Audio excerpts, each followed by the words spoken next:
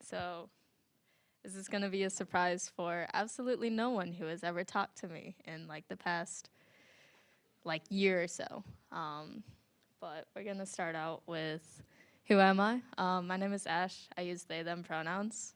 I'm a CS major, unfortunately. I have a Miata. That's probably my biggest personality trait. I also have a bike, but that's less important. I run NixOS in Wayland, and that's why my laptop didn't fucking work, because I like to be quirky. My hobbies right now are replacing the head gasket on a 2002 Mini Cooper S. Shout out Connor. um, and also climbing, and by climbing, I mean falling off of novices and intermediates. And cryptography, and by cryptography, I really just mean math. Oh, I also have a PhD in clown. Moving on. Would you look at that? It's math, specifically elliptic curves. So what is an elliptic curve? How many of y'all have heard of elliptic curves, are familiar with elliptic curves? Okay, cool. You guys seem like you know. All right, so a mathematician would probably define an elliptic curve as a smooth projective algebraic curve of genus 1 defined over a field. And it has at least one point, and that's usually called the identity point or the point at infinity. However, that's a really confusing definition, so no one actually calls it that unless if you're a silly like mathematician or whatever. So the way we usually talk about elliptic curves is with these equations. The more common one is the short Weierstrass form. I don't know if I said that right, but there's a longer form of that equation, of the short Weierstrass form, but like everyone uses the short one because A, it's easier, and B, it gives us some really nice properties for when we're like working with cryptography. So we have a couple, like, 16? Actually, we have 15 curves over here in this grid. The one at A equals 0 and B equals 0 actually isn't an elliptic curve because of this point here, so it's not smooth. And we have another representation of elliptic curves. They're like special elliptic curves. They have a couple of properties that make working with them really nice. One of those properties is that they have a point at 0, 0. So over here on the left, on the bottom picture, on the left is a Montgomery curve. On the right is just like a regular Weierstrass curve. But yeah, there's also a couple of other things that a Montgomery curve has that a regular Weierstrass curve doesn't, that have to do with like the order of elements, but that starts getting complicated, and I don't know how much you guys know about group theory, so we're not gonna like cover that right now. We're just gonna gloss over all of that. Okay. So elliptic curve arithmetic is pretty simple when it's drawn out. It's a little bit complicated when you try to like say it or like write it in numbers. So I just have these pictures here. So for addition, you take a point, and then you take another point, and then you draw a line through those 2 points. And then the third point where it intersects the curve is gonna be, you take that and then you like flip it over the y-axis, and that's addition. So we have P plus Q that intersects at point negative R, and then you take that point R, or negative R, and you flip it over the y-axis, and that's your sum of P and Q. The reason why we flip it over the y-axis is so that way P plus Q plus R equals 0, or the identity element. We'll cover the identity element in a minute. That's the next slide. Scalar multiplication is kind of just repeated addition. Shocking, really. So you take the tangent of a line at a point. So imagine you have 2 points at that point and you like draw the line through them. That would be the tangent. And then you take where it intersects the curve and then you flip it over the y-axis, and that is your double of that point. And then if you want to like multiply a point by like an odd number, then you just like add that point again. So you would take the line between 2p and p, and then find where it intersects the curve again, and then flip that point again, and that would be 3p. I don't have a picture for that, which would have been great, but that's okay. Okay, so the neutral element, this is pretty important actually. It's usually denoted O. I know in these pictures it looks like 0, but let's pretend it's a cursive O. Sometimes it's called infinity. Sometimes I've heard like one person call it the point where all vertical lines meet. I think that's a little bit confusing, but if that works, then that works. I've also commonly heard it called the 0 element, and that would be because any point plus that element is going to equal that point. So we have P, and we're going to add it to P plus the 0 element. 0 element is just like any vertical line on the curve, and that's going to equal 0. So P plus P is going to be like that vertical tangent there, and then you just add the vertical line, and that's going to be 0. Same here, you have P plus Q, and that's going to equal 0. So yeah, kind of just think of it as a 0 element for addition to make elliptic curves work like a group, or like, yeah. Okay, before we get into the nitty gritty, we're gonna do like a quick overview of regular Diffie-Hellman. So you have a finite group, G. If you don't know what that means, don't worry about it. You're gonna take some element, like a number, of that group, and then you're going to raise that number to the power A. So that's Alice's secret key, A. Her public key is the number G raised to the power of A. She gives that number to Bob.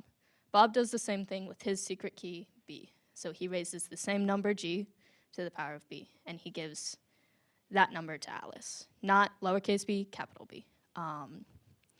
Alice then takes Bob's public key and raises it to the power of A, and that's going to be the same as G to the power of B times A. And then Bob takes Alice's public key and raises that to his private key number, which is going to be G to the power of A times B. And those are equal to each other. So now they have a shared secret.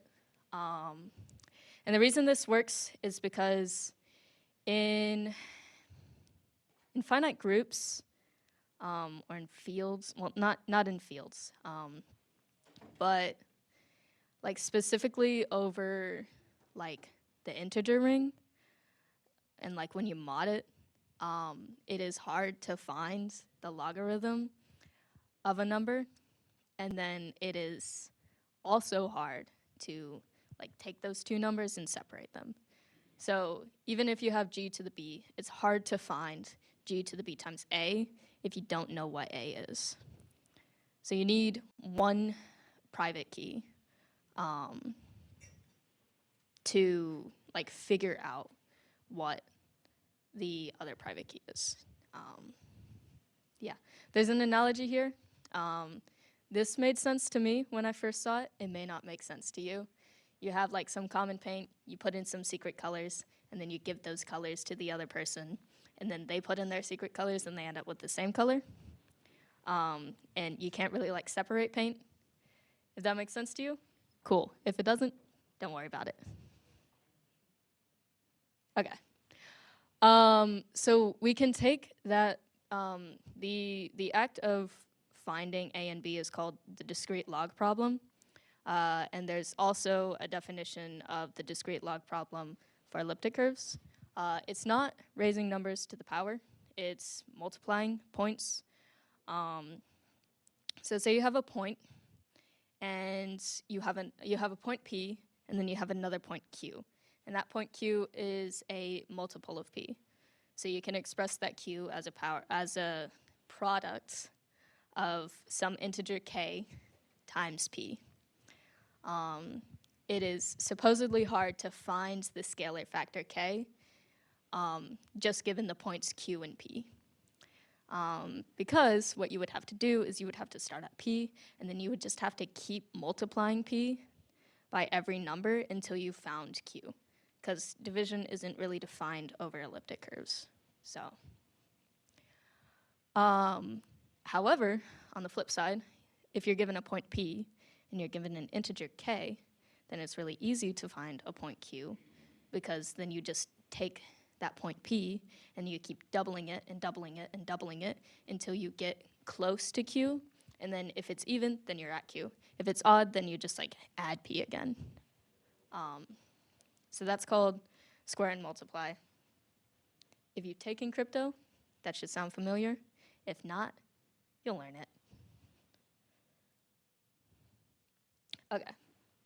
So elliptic curve Diffie-Hellman is pretty much the same thing as regular Diffie-Hellman. It's done with elliptic curves and points instead of numbers and powers. So you have an elliptic curve, like E or something like that, and it's defined over some field. Usually it's defined over like the integers mod sum prime. And so instead of looking like a curve, it looks a little bit more like this because only some of those points are defined. And so this is really good when you have like a large prime, because then you have like a bunch of like random looking points and it's like hard to trace back through. And also it makes the addition and multiplication go a little bit faster. So yeah. You take a point P, that's gonna be your common point. And then Alice is gonna choose a secret integer, A, and she's gonna multiply that public point P by A. She's then going to give that point, the resulting point of the product, to Bob. Bob is then gonna do the same thing with a different random integer, B, and he's gonna exchange that resulting point with Alice. Alice then takes Bob's public point and she multiplies it by her secret integer, and she gets A times B times the point P. Bob does the same thing with Alice's public point and his private key, and he gets B times A times the point P. And those are equal to each other because multiplication is commutative. So yeah, yippee. This is all very cool and very swag. However, with the age of quantum theoretically approaching, this does not work anymore because Shor's algorithm, not only does it break RSA, so it can factor large numbers, it can also break Diffie-Hellman and the elliptic curve Diffie-Hellman scheme. Because they're all like based off of this hidden subgroup problem, and that's really what Shor's algorithm is attacking. Yeah, it gets really complicated really fast. Essentially, all we need to know is that we can't use regular Diffie-Hellman or elliptic curve Diffie-Hellman anymore with the rise of quantum computers. We're not there yet, but we are approaching, so. So what do we do now? NIST has, I think it's still going on. I don't remember what round we're in. It's probably like round 5 or something like that. The National Institute for Standards and Technology, they've got this competition going on to like try and figure out the next like AES, but like for post-quantum, I guess. Well, not AES, but like the next RSA and Diffie-Hellman. Because symmetric cryptography is like fine after quantum. It is reduced by half, but we can just like double our keys and we still have like secure symmetric cryptography. Our asymmetric cryptography, however, is not secure, so we need to find other schemes that we can use in place of RSA and Diffie-Hellman. So there's a bunch of different like categories that people have been studying for post-quantum crypto. The most popular one, I would say, is probably lattice-based cryptography. If you guys know Crystal's Kyber or Crystal's dilithium, those are 2 post-quantum schemes that were chosen by NIST. They were like finalists for NIST, and I think that's what Signal is using to encrypt their communications. Those are lattice-based cryptography. I may do a talk on that. We'll see. We're not going to get too much into it now. There's also multivariate cryptography. You have a bunch of like equations that have like a bunch of different variables, and you use that to make some crypto systems. There's hash-based cryptography, which is pretty self-explanatory. There's code-based cryptography, which is based off of error-correcting codes, and it's actually kind of really cool. And I've been meaning to look into it, so I'm probably going to do a presentation on that. And then there's isogeny-based cryptography, which is what we're going to be talking about today. So this is the start of the actual presentation. Everything was kind of like backgrounds for all of this stuff. So first off, what is an isogeny? It can get really complicated, really fast, but essentially an isogeny is just a map between two elliptic curves. So a map from elliptic curve E to elliptic curve E prime. There are a lot of like special things that you gotta keep in mind, like the mapping from point P and the mapping from point Q has to equal the mapping from point P plus Q. Like in this picture. Wow, look at that. And then, like, it can't be a trivial mapping, which is where every point just maps to the 0 element, or the point at infinity, O, whatever you want to call it. So yeah. There's also the kernel of an elliptic, or an isogeny, I guess. And that is the number of points that map to the infinity point, or the 0 element. I'm going to call it the 0 element. So it is minimally 1 because the infinity element has to map to the infinity element. I just said I was going to call it the 0 element and then proceeded to not do that. So the 0 element has to map to the 0 element. So the kernel is at least 1, but it can be more than that. So like multiple different points can map to the 0 element. Okay.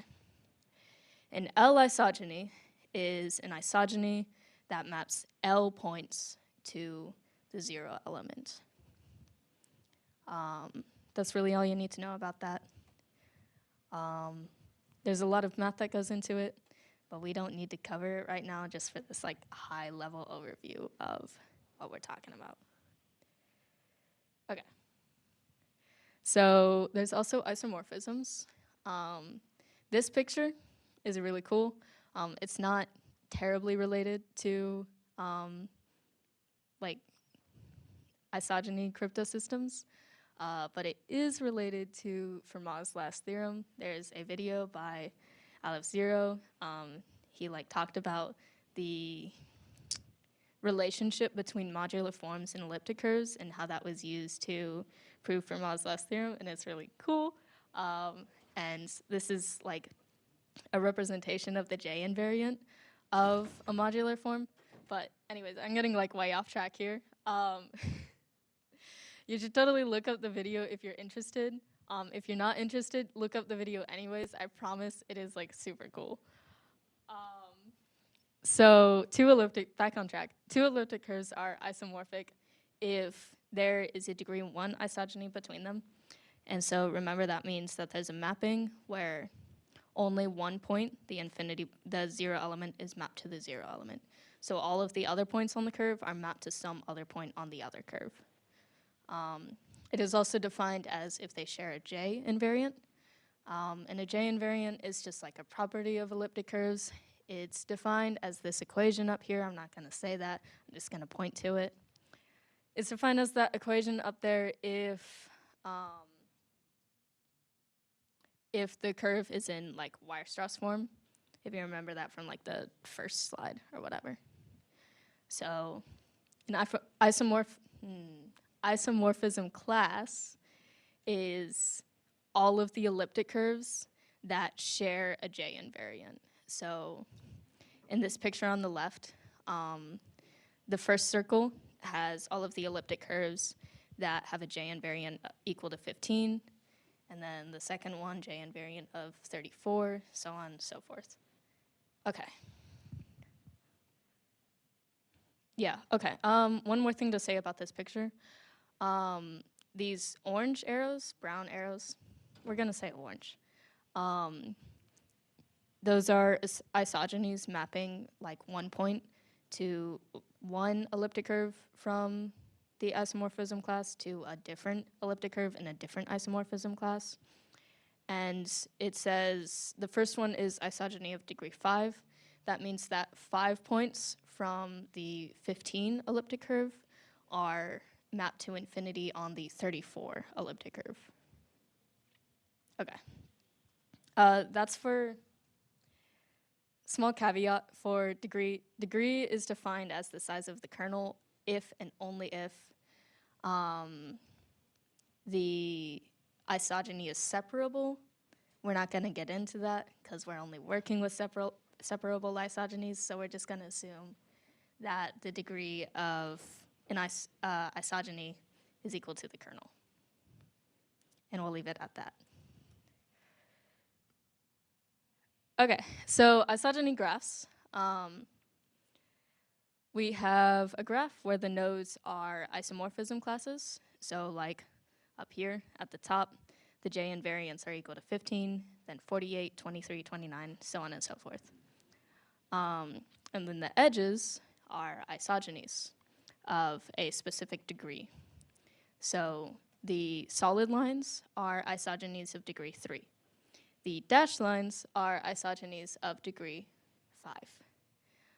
And so we can overlay a bunch of these graphs to make it look a little bit like a dream catcher. I actually want to skip to the last slide and show that. So we can have it look like this one on the left. We can also have it look like the one on the right. So I don't remember which is which, but the blue one is isogenies of degree 2, and then the orange lines are the isogenies of degree 3. And then the nodes aren't actually isomorphism classes of elliptic curves, they're isomorphism classes of like isogenies. So it's like working with this elliptic curve graph in like a higher dimension. We're not going to get into that today. It gets really complicated. I may cover that later, but you know. Okay, so that's isogeny graphs. Now we're going to, all of the slides have been leading up to this one slide here. Just to explain this, it's pronounced Seaside crypto system. It's really cool. It takes these like isogenies of elliptic curves and it tries to like make the Diffie-Hellman scheme work with them so that we can still use Diffie-Hellman with like post-quantum. So we have all of these nodes, which are the isomorphism classes, and in each isomorphism class there's an elliptic curve. That's what those dots are. And the lines are the isogenies between those elliptic curves, okay? So what we're gonna do is we're gonna choose some small odd primes, L1, L2, L3, all the way up to Ln. And then we're gonna check that 4 times all of those L's minus 1 is prime. If not, then we gotta like choose more L's or like different L's, something like that. And then we're gonna define our starting curve, E0, over that field. So we're gonna take the integers, we're gonna mod it by that prime number P, and that's gonna be our field. If you don't know what that means, that's okay. We can just ignore that for now. It just makes the math work out really nicely. So yeah. Okay. So Alice is gonna take some elliptic curve, a random elliptic curve. Sorry, no, that was wrong. Alice is going to compute the isogeny between a random elliptic curve and the starting elliptic curve and she's going to exchange that with Bob. Bob is going to do the same thing with a different random elliptic curve. And then Alice is going to then compute the isogeny between the elliptic curve she got from Bob and like her starting elliptic curve. Yeah. Bob's going to do the same thing. Their shared secret, because they may end up at different elliptic curves, but they're going to end up in the same isomorphism class. Their shared secret is going to be the J invariant of the final elliptic curves they computed. So that's a little bit confusing. So I have a picture here that is also a little bit. Sorry. What was that? Okay. Okay, so.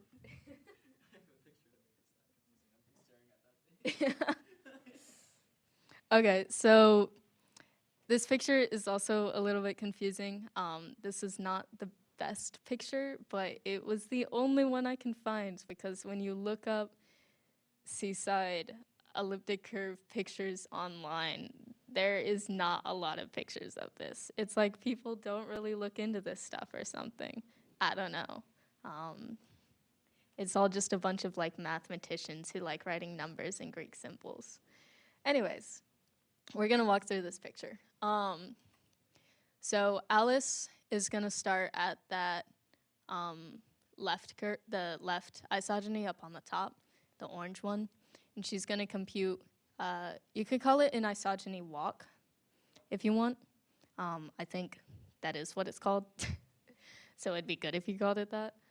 Basically, she's gonna compute a bunch of different isogenies, and that's what those orange lines are. And she's gonna end up at some point, or some elliptic curve, EA, down to the bottom left.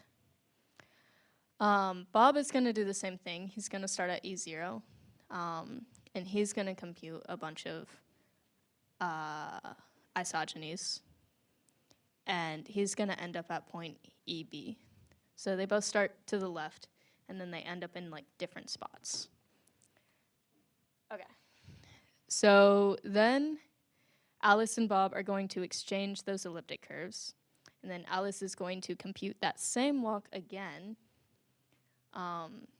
This picture is a little bit confusing because it, like, yeah. I don't think this is entirely accurate for Seaside. This might be a little bit more modeled after SIDH without the C.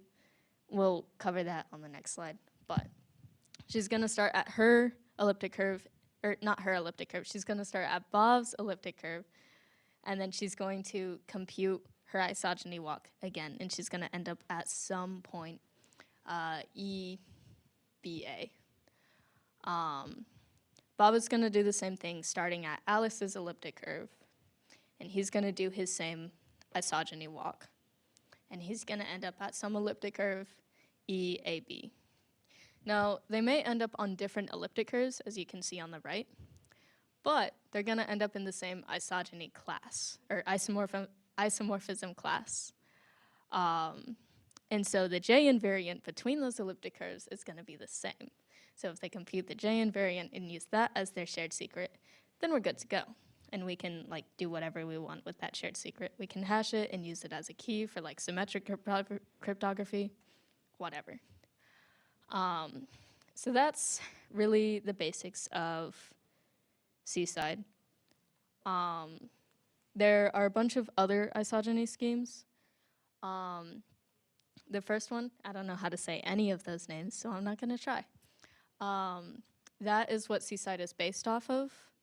There's some problems with that first scheme, such as it's not terribly secure. There is a sub-exponential attack, quantum attack on that scheme, and it's also really, really, really slow. So Seaside takes that and it makes it a little bit faster. It is unfortunately, however, still like susceptible to that sub-exponential attack. So we can't really use it yet. There's also SIDH, super singular isogeny Diffie-Hellman. I did not explain supersingular. Supersingular is just a special kind of elliptic curve. That's all we really need to know. So there's SIDH, and that was submitted for the NIST post-quantum challenge. However, that was broken in 2022, I think, on a classical computer with a classical algorithm. They ended up breaking that shit in like 10 minutes. And I think they got like $10,000 from Microsoft for that. But, you know, what's up?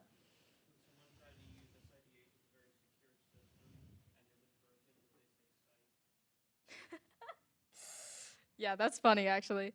I don't think SIDH was actually like being used in practice because like it wasn't finalized or anything like that.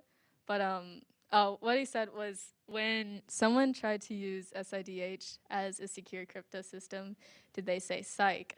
And the reason that's funny is because the key exchange for SIDH is called Super Singular Isogeny Key Exchange, aka psych.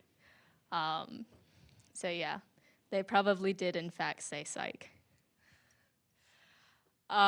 C-sign is also a signing algorithm or crypto system. I don't know, signing system that is based off of, believe it or not, C-side. And it uses the same kind of elliptic curves and like isogeny graph. But yeah, I ended up talking way faster than I thought I would.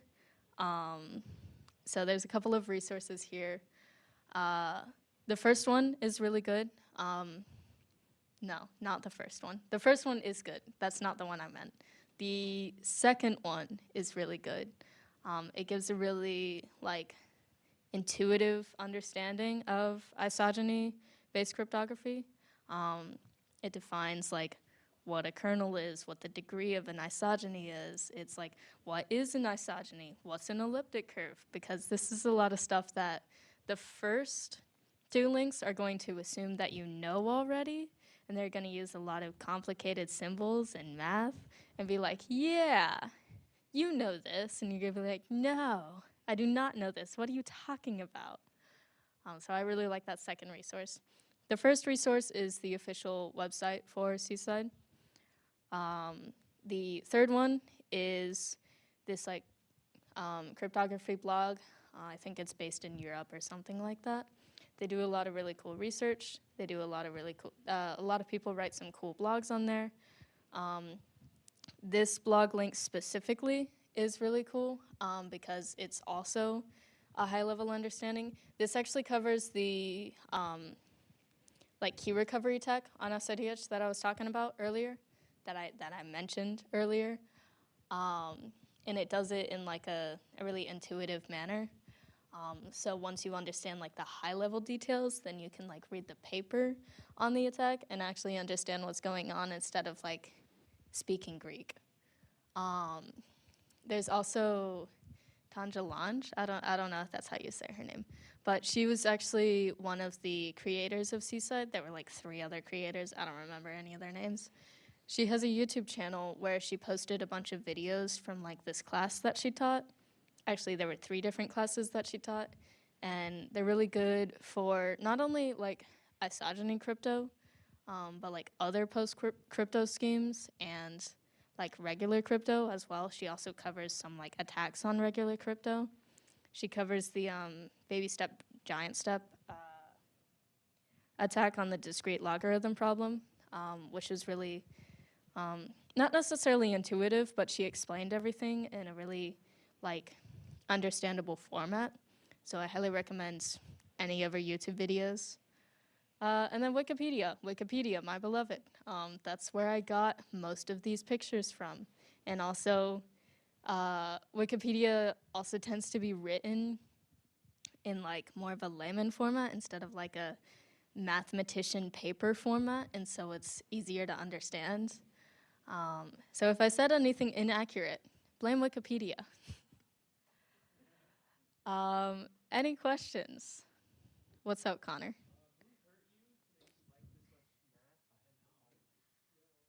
Dude, Liz, isn't this shit like awesome? Hold on. No, I actually really like Borelli. Yeah, I'm taking his crypto class right now, and I'm having a lot of fun with it. I haven't shown up to class in like 2 days, but yeah. Oh no, it's blurred. Okay, this that is actually really cool. Oh, I'm sorry, I forgot to repeat the question. What's that? Oh, like fractals? Yeah, it has like fractal properties. Where like if you keep zooming in, then it's just gonna keep repeating over and over. Yeah. It's slightly different, I think. I don't know much about fractals, but yeah, that's real. The question that I totally forgot to repeat and probably shouldn't repeat. Connor asked who hurt me to make me like this math. Um, no one. It's just I think this is really cool. Um, you guys would also think this is really cool if you like looked into it. Please look into elliptic curves and algebraic geometry. I need more people to talk about this stuff with. I can't be the only one. I look like a madman up here. So yeah. Any other questions? What's up? Yeah, it is a cool laptop. I don't know what it is. It's a Dell.